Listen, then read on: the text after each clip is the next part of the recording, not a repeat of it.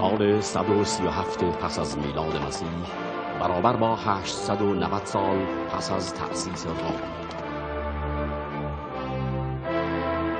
عالی جناب دیوکلتیانوس. رام، آتن، انطاکیه، کرت، قبرس، فلسطین، سوریه و البته فیلادلفیا، همه جا را خداپرستان پر کردند. زمین فیلادلفیا باید از خون سیراب شود، از خون مسیحی.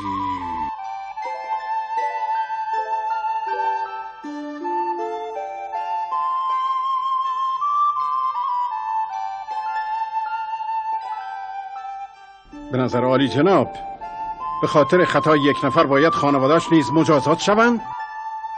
تو اشتباه میکنی مکسیمیلیانوس. حکومت تنها در سایه شمشیر ممکن است. از محبت کاری ساخته نیست.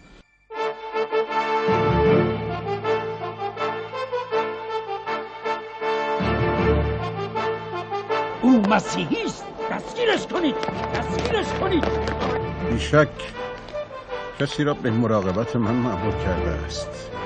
پس مراقب کارهایت باش. کافی است که ذره‌ای به کسی شک کنم. برقراری ارتباط با مبلغین مسیحی و جوانان شجاع و فعال شهرم با جناب ماکسیمیلیان.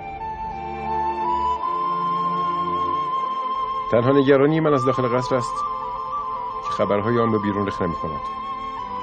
اگر از جانب او احساس خطر کنم لحظه مجالش نخواهم داد.